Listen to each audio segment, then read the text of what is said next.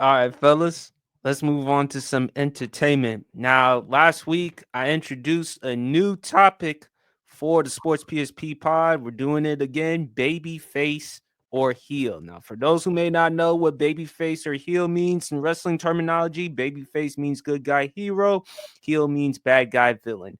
So I came up with three certain athletes or celebrities, and we will decide whether babyface or heel. BRF, I'll let you go first. Caitlin Clark. Mm, I think right now, with her, I'd have to go babyface. I'd have to go babyface with Caitlin Clark just because I feel like the steps that she's taken since she's entered the WNBA, and particularly her stances on certain topics that has really shined the light on her and her personality and her individuality is really it helps her a lot. And the fact that I think she's probably arguably already a top five player in the WNBA right now, which is crazy, just being a rookie. But I don't think that's a crazy take to say she's already a top five player in the league. So I mean, and she just there's really if there's any, and the thing is, even if you wanted to try to paint her as a heel with like some of her, I mean, she trash talks. I mean, You she runs a mouth. Yeah, you know what I'm saying. She run a mouth. Let's not get it twisted. She looking for conflict. She's gonna run a mouth, but it's always the ones that run their mouth, but yet can back it up, are the ones that stands out. And she has shown a knack to. She put her money where her mouth is, and she back it up. And you can't, and I mean, honestly though, outside of that, I mean, she speaks well. She speaks well. She carries herself highly. She doesn't get in the, I mean, no sense of trouble at all. Good head on her shoulders. And like I said, just certain stances that she's taken on certain topics just really puts her in a higher light, and it makes you want to root for her. It makes you want to root for her. So I'm gonna say right now, I'm gonna go Caitlin Clark, babyface. champ. She has to be a baby face. She has to be.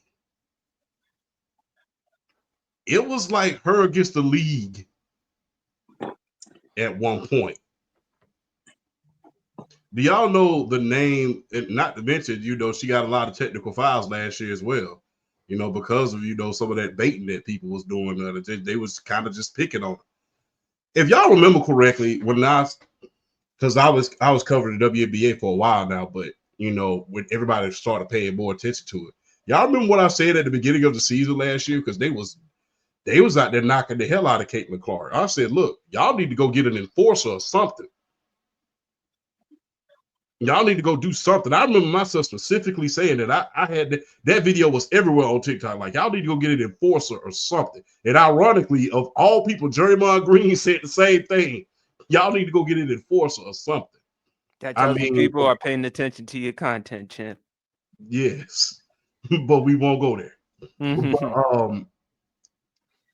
But, look, she has to be a babyface. She has taken the league into the stratosphere. She is the Larry Bird of this league at this point. And the thing is, at first she struggled, and you could tell that people wanted to see her fail. But as time went on, she was able to build chemistry with that team and do everything that she needed to do. Not to mention, if it hadn't, I will say this to this day, if it had not been for Asia Wilson, She would have won she would have been MVP. MVP. She would have been MVP. We knew that she was. I mean, early on in that season, it looked like Angel Reese, but then Caitlin Clark was like, "Hold on, has anyone forgotten who I am?"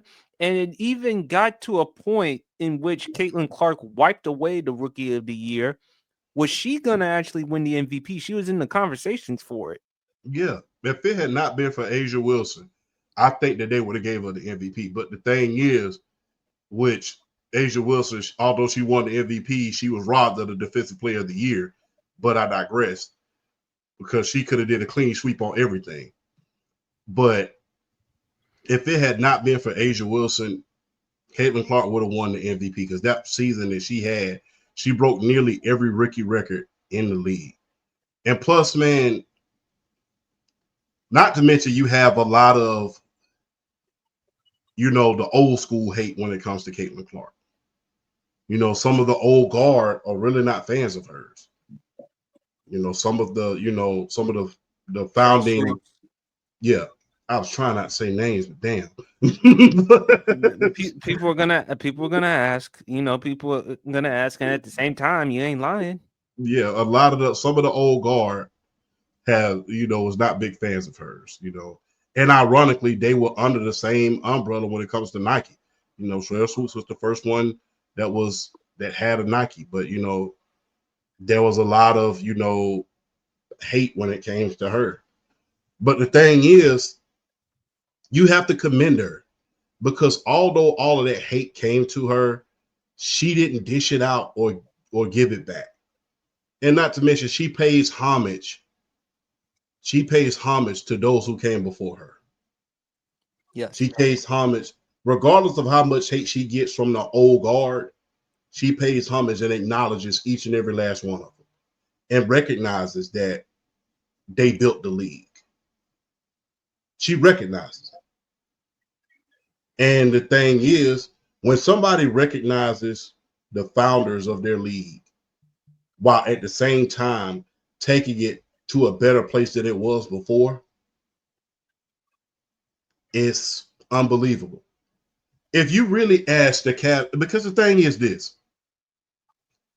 Caitlin Clark not only brought attention to herself, but she brought attention to players that the casual fan didn't really know about. The thing is, are we paying? You have to ask yourself this, because like I said, I've been watching the WNBA for a long time.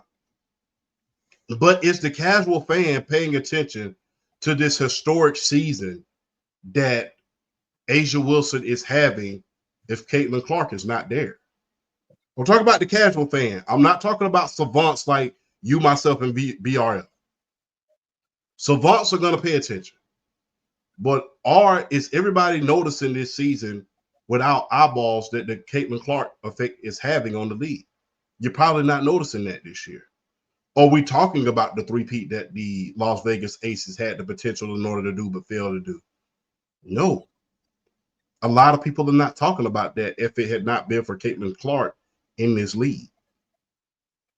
So the thing is, like I said, she pays homage to a lot of those players that came before her, and she acknowledges the players that play with her.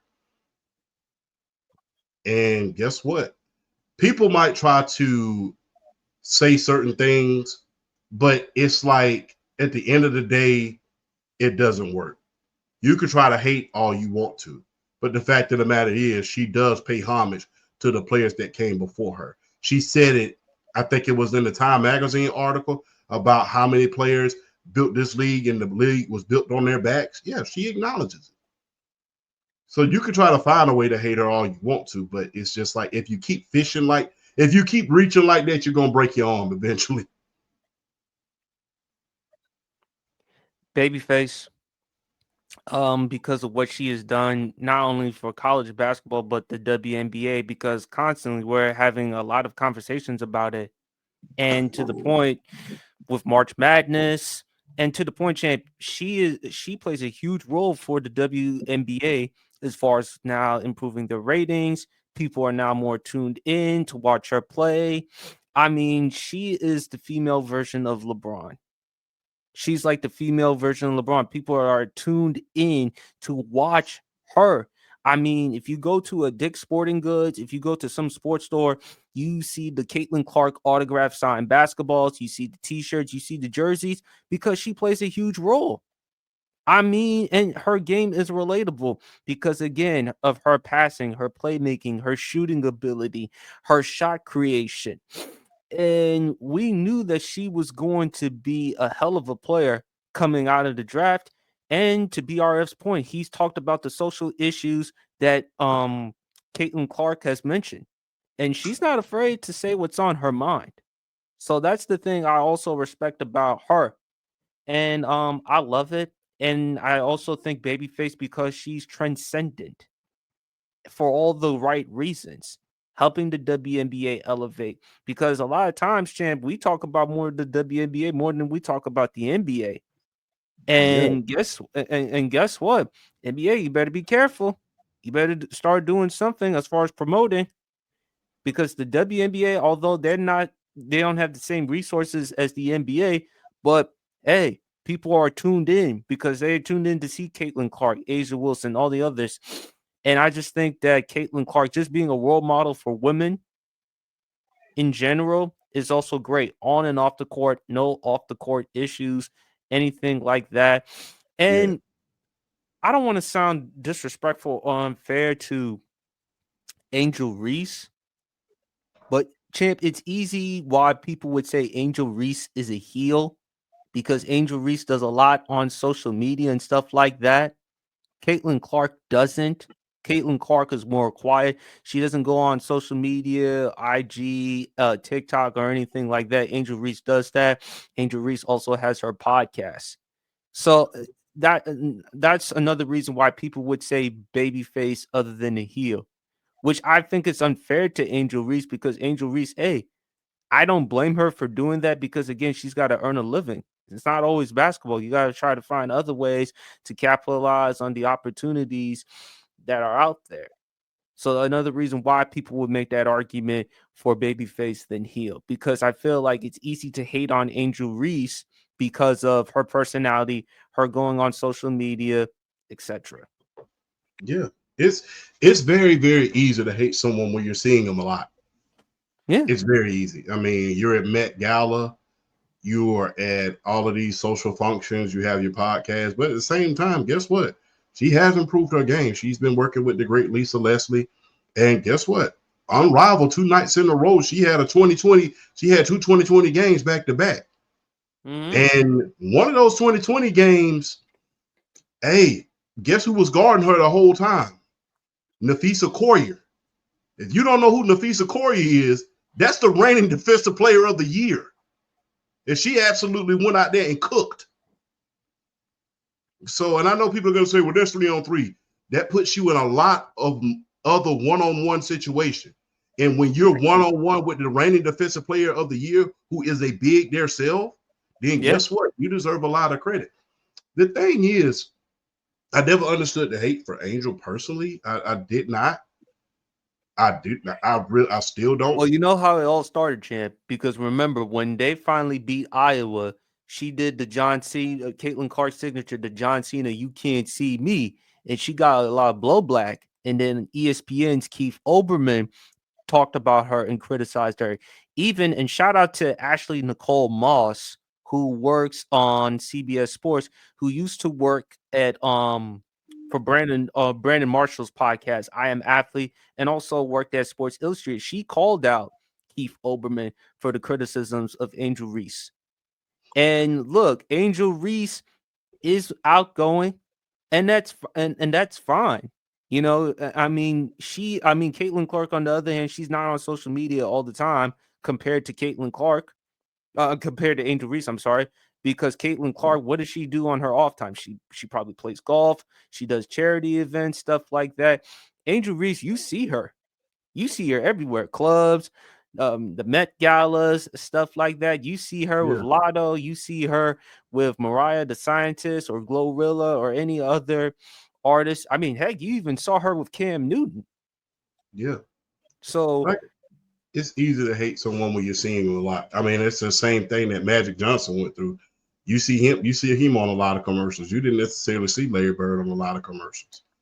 You know, you saw him on some. He was very, very selective, but you see, and the thing is, even with that, everybody called him out on that because there's no all of this being class policemen when it came to it's sports. just Social trash talking. class. It was just Nobody. trash talking. It's a trash talking sport. There's no such thing as class when it came to show some class when you're winning. People always want you to show class when the person that you don't want to win wins. And then it shows some class. But when the person you want to win wins, then you all of a sudden, oh, talk trash. Yeah, yeah, yeah. But hey, but the thing is, it's so easy to hate because guess what? You're seeing me a lot more. I mean, you're seeing me every single day. I'm all over the place. At the same time, I'm still playing basketball, putting up 2020 against the reigning defensive player of the year. I put up 2020 playing literally one-on-one with the reigning defensive player of the year, and people still got something to say about it. I just cooked the reigning defensive player of the year, a person who beat out the greatest player in the WNBA in A'ja Wilson. I just cooked her, and my team won, and you're still talking. That I mean, you Exactly. get criticized for wearing a dress. You get criticized for wearing a dress. Since when the hell? This is my thing. When Cameron Brink wears something like that, do we say anything? Hell no. When Rakia Jackson does the same thing, her face card don't decline either. Do we say anything? No, we don't. So all of this additional hate is so unnecessary. Well, there are certain people in the media. Hell, I'll say his name, Jason Whitlock, who will say the outrageous, ridiculous takes on somebody like an Angel Reese. Well, the thing is, with guys like that, Drake had a what was that song? Spin on You. And you remember that song? Remember that line he said? Just turned on the news and saw a man that blank, blank, blank. Go back and listen to that song. That describes Jason Whitlock. That second verse that Drake said, just turned on the news that seen a man that never blank, blank, blank. That's what Jason Whitlock is. And not only that, like I said, when you're putting up the numbers and you're showing people that you're serious about your craft, how can you hate that? I mean, I'm working out with the greatest player, arguably in their era, in Lisa Leslie. And the thing was, even Lisa Leslie said the same thing. I need you to work on your layups. I'm glad of the work that you're doing, but you need to work on that. And guess what? She worked on it and she's been shining. It's going to be interesting to see what they do as far as the Chicago Sky, because they didn't make a lot of the big moves that I thought they was going to do. Granted, they got Ariel, but they also lost their score, as you mentioned. They lost Kennedy Carter. I thought they was going to keep Kennedy Carter. They did get Ariel Atkins, but I don't think that they didn't get the super player that I was hoping they would get. I was hoping that they waited and got Aussie Fudd from Connecticut. Yeah, I was hoping that they get her, or even Olivia Miles from Notre Dame, and just build it from scratch. But they wanted to get Ariel Atkins, which great player, but I think they was kind of impatient with that. But it's gonna be interesting to see what happens this year. So, hey man, look, you can hate on Angel all you want to, man. Guess what? She was an all-star. She was a national champion. I mean, granted, she hasn't made all NBA yet, but I think that is in her future at this point. I believe she'll be an all-star again this year. All right. Next one for Babyface or heel. I think it's pretty unanimous. Micah Parsons. Ooh. Yeah. It's heel. Yeah. It's heel. Jasper. It's heel. It's heel. I mean, have you heard some of the things he said on his podcast, Chip? Yeah. Yes. Yeah. Yeah. Yeah. Yeah. And particularly, one of the last things he said, I think he had said something along was, if he hadn't won a championship by 30, and if Kansas City was to come calling, he heading right on over. He heading right on over there. But I mean, the podcast, some of the things he said on the podcast. No, but he's in Dallas. No, but you ain't there yet. You ain't nowhere near 30 yet. slow your roll a little bit. You don't know what gonna happen between that. You don't know what gonna happen between now and then. You might luck up it. You might go to a team and luck up in you and get one. I mean, the damn show ain't gonna be Dallas, but you might luck up and go someplace else and get you one. I mean, you don't know. You don't know. But yeah, just yeah, between the and honestly, wearing that star on your helmet and if you're brash and you got a lot to say, that's gonna do a lot of it too. But then yeah, but it's like it's not just that. It's just like, Do you know the oh things he god, said about with the Eagles, considering the fact that he is a Pennsylvania native and played at Penn State? What do you say about the Eagles? mm, go yeah. I want you. I can't. I think I remember, but you probably have it. I'm about to look it up right now. I But mean, again, it's a heel because again, when you play for America's team and when you have a podcast like him and when he's known for the statements that he makes, and again, the Cowboys, at best they have to trade him because you're probably not going to give him a long-term extension. So what are you going to do? You better trade him. I hope he doesn't go to Philadelphia because again, that just elevates the Eagles' chances. They That'd can't be get. just like They can't get everybody. They can't get everybody. They in the Miles Garrett sweepstakes. We talking about Michael Parsons. They can't get everybody. Good, but you're right though, because they're gonna try to get him. But my God, man. I mhm. mean, And look, apparently, and there was a report, and there was a report saying that apparently Howie Roseman is ready to move on with some starters to try to go get Miles Garrett. Myles Garrett. You just won a Super Bowl, and you really gonna try to up some pieces for Miles Garrett, Why, why bro? why have I told you before about Holly Roseman? He's like the best executive in football because he's unafraid to make that type of decision. He's Oh willing, boy, he's just doing that because he knows for a fact that the Commanders are going to try to make a push to try to get Myles Garrett in a trade, and he's doing everything he can to prevent that by having Myles Garrett come play in Philadelphia. You already have Jalen Carter, you have Jordan Davis, you have N'Kobe Dean, you have Cooper DeJean. How much him on more that do you defensive need? line, bro. Him on that defensive line beside Jalen Carter and Jordan Davis. Like, my God, bro. My God. That would I don't just think be I don't that's think he's cruel going and to unusual punishment. I don't think he's going to Philadelphia. I don't think he is either, but that would be cruel and unusual punishment if I that think worked he's out. going to the West Side. I think he's going to San Vegas? Francisco. I don't I know. think he's going to San Francisco. I don't know if Dallas were willing to trade him still in the My NFC. my thing is this. I think Cleveland's already kind of played their hand a little bit with it. They know we know they want at least 2 first-round picks for him. We already know that. Yeah. So it just depends. So it just depends on which team is willing to give up those assets. I don't know if San Francisco willing to give up them assets. I think Washington be willing to give up them assets. I don't think they should though. I mean, I don't think they granted, I'm not a should. Commanders No, fan, but I I don't don't think think they should. I don't think they should because again they have over $80 million in cap space. I don't know. I can't imagine Michael Parsons playing for Washington, especially with Jerry allowing that. No, I think he's going to probably go to some team in the AFC. That's what I would see him doing. Hey, maybe Michael, he could go to the Raiders or the Titans.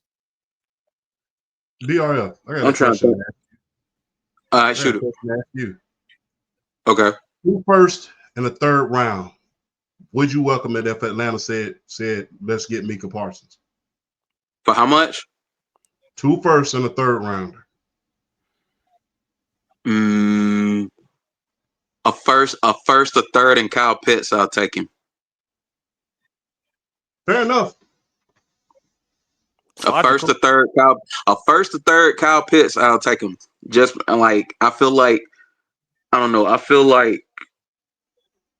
don't know. My only thing is I don't think Atlanta's gonna move Kyle Pitts because Michael Penix has already started talking like I like him. I want to keep him here. So I don't think they're gonna trade him. Even though the reports are they're open to doing it. They're very open to trading Kyle Pitts. I would go Kyle Pitts the first and the third. Bring him here. All right. But back to Babyface Heel. BRF, you and I, we agree Heel with Micah Parsons because of his personality, his podcast, not to mention he does play for America's team, the Dallas Cowboys, who, let's be honest, all three of us are getting tired of talking about the Dallas Cowboys. But at the same time, when you have the star on your helmet, when you are America's team, when you're worth, I don't know how much money they're worth $8-9 billion. I mean, obviously, you're going to have the attention. And the fact that Micah Parsons does a lot of trash talking, but the thing is, Micah, and look, I've put this on Jerry Jones. He's not changing. Jerry Jones is not going to get ahead with the times, but the reason why he's considered the heel is because just like everyone in the Dallas Cowboys, they're disliked. And he does do a lot of trash talking, and he does his podcast. Remember, Chad, the great Lawrence Taylor called them out with the podcast. Hey, if you want to be great, if you want to be this great dominant football player, perhaps you take time off from the podcast and get back to working on the football field. Yep, that's a fair assessment. I'll go with y'all and go heel. All right. Last one, and I think this is pretty unanimous. Jalen Hurts, Babyface. Oh, most Well definitely, liked, baby. well liked. Not to mention his management team, his client, agency, Yeah. management, all women. By the way, last day, Black History Month, Jalen Hurts loves himself some black women, loves himself some sisters, like we all do here on this show. Let's not forget that. Yes, And also indeed. the journey for Jalen Hurts. You know, Alabama went to a national championship his freshman year. No shame losing to Deshaun Watson and Clemson. The following year, gets subbed in for the national championship for Tua Tagovailoa. He stays for Alabama the following year, helps Alabama win that game against Georgia in the SEC championship game. For those who may not know, that was the game in which Tua Tagovailoa lost the Heisman Trophy because amongst the competition that year, Georgia was his toughest test. He didn't play particularly well in that game, and he was injured. Jalen Hurts was the backup at that time, and the Crimson Tide scored 14 unanswered points to come back and win that game. And also, too, it does help for me that he did play for my school for a little bit, Oklahoma, OU. So I also have a side with Jalen Hurts. Great man, class personified, doesn't get into any issues off the football field. Great ambassador. You also look at his story. He was drafted in the second round. Not a lot of people thought he was going to succeed in the NFL as a quarterback. Gets drafted by the Eagles with the second round. It was supposed to be Carson Wentz's team. Because remember, Carson Wentz in his second year, had it not been for injury, he would have won the league MVP. And he has proven that they can move on from Carson Wentz and hand the franchise to him. He's won. He's won a Super Bowl now. He's won a Super Bowl MVP. He's been to multiple Pro Bowls. Had it not been for the injury in 2022, he would have won the league MVP. People have forgotten about that. Do I think he's elite? No. I still have him top 10. Just because you necessarily win a Super Bowl and a Super Bowl MVP, I'm not going to say you're elite just yet. I still need to see more. Because to your point, champ, and you mentioned this on Thomas's podcast on the Hop, the first thing that comes to your mind when you think of Philadelphia is their defense, Saquon, and also their offensive line. Boy, that offensive line does make a hell of a lot easier for Jalen Hurts.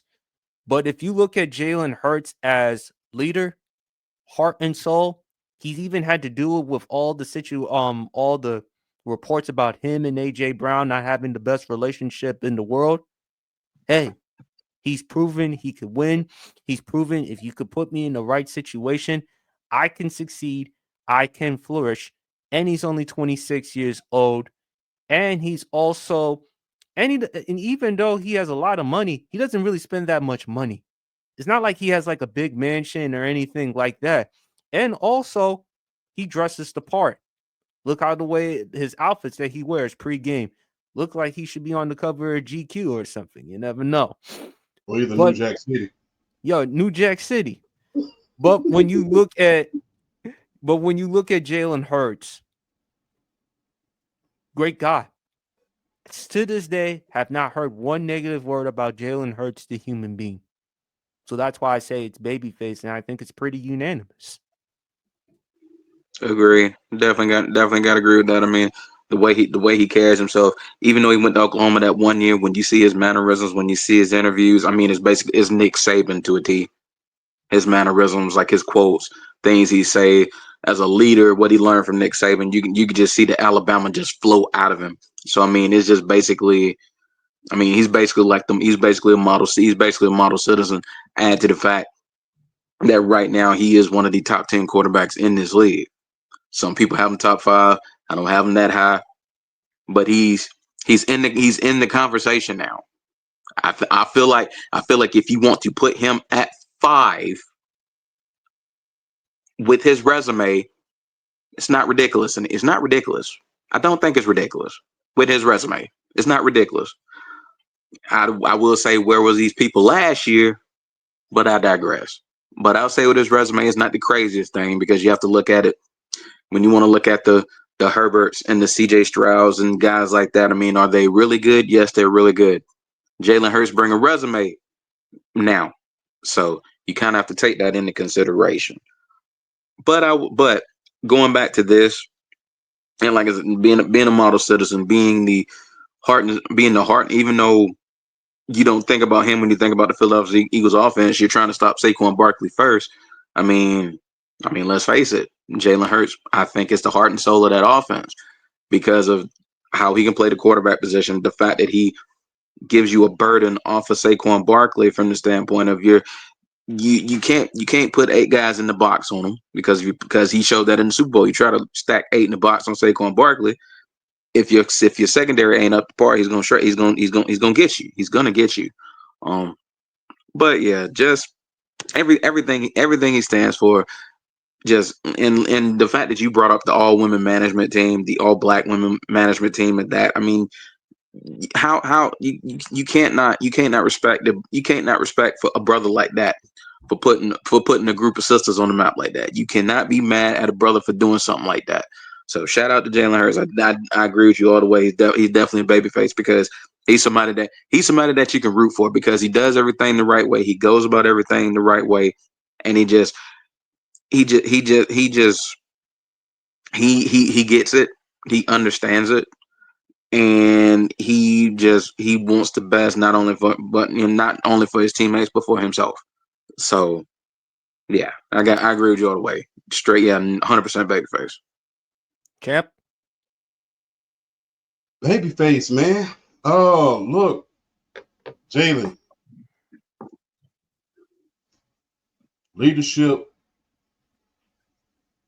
Look, y'all basically said everything, man. And look, I put him in top five conversations, and this is why. Here's why. A lot of guys have had a hell of a lot more talented teams than he did, and they still couldn't get it done. We've seen it. So I put him in those conversations, man. Is this We've seen a lot of guys in Lamar Jackson. He had a hell of a team, 2 straight years. Had a historic defense, and then the very next year, a historic offense. Still couldn't get the job done. Saw Josh Allen with Stephon Diggs, then without Stephon Diggs.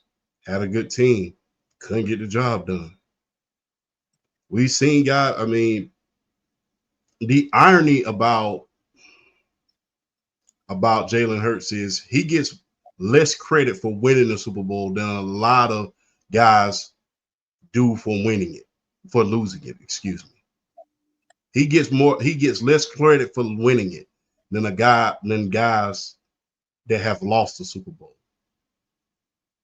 People still talk about Joe Burrow slaying the dragon against Patrick Mahomes and going to the Super Bowl to this day. And then Jalen Hurts just did that yesterday. Not literally. He just did that yesterday.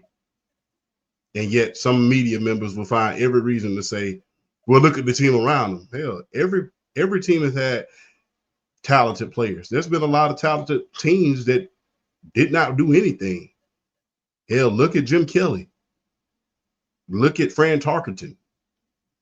Look at Randall Cunningham. He had a historically great defense, a great offensive line, great receivers, great running backs. He didn't get it done. There's been a lot of guys that have had great teams and couldn't get it done. Jalen got it done. Not only did he get it done, he outplayed Patrick Mahomes both games. One or two things happened. We're talking about another guy that has multiple Super Bowls. Another black quarterback that has multiple Super Bowls. So, hey, the media can say whatever they want to about Jalen Hurts, man. I put him in these conversations because he deserves to be there. And quite frankly, like I said, there's been a lot of other guys that has just as much talent on their team, if not more, and they could not get it done. And when you bring the talent on your team and guys get it done, that's a plus. So I ain't got nothing but respect for Jalen Hurts, man. I wish you would have played for Oklahoma the entire time, but that's the only thing I hate about you, Jalen Hurts. I wish you just would have played for Oklahoma. I wish I did not have to see you them first couple of years at Alabama. Wouldn't have won a national championship with Lincoln Riley. Come on. So I just wish I wouldn't have saw you them because you just, if it wasn't for Jalen Hurts and Tua, I have at least 3 to 4 national championships right now. That's the only thing I hate about Jalen Hurts. And for Eagles fans who getting on my case, I'll say it again. I never said he's elite. I'll still stand by that, but I said he's top 10. And I do think he's a great person for people to look at and emulate. Yeah, them the same fans that wanted him traded last year, so hush. Yeah, the same fans who still keep asking me for my NASA hat. Nah, Yeah, we won't even go there.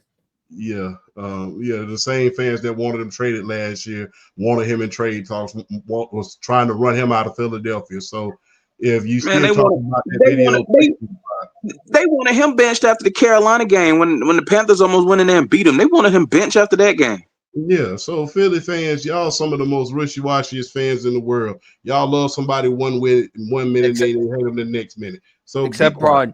Except Broad. Except for Broad. Broad, this don't apply to you, Broad.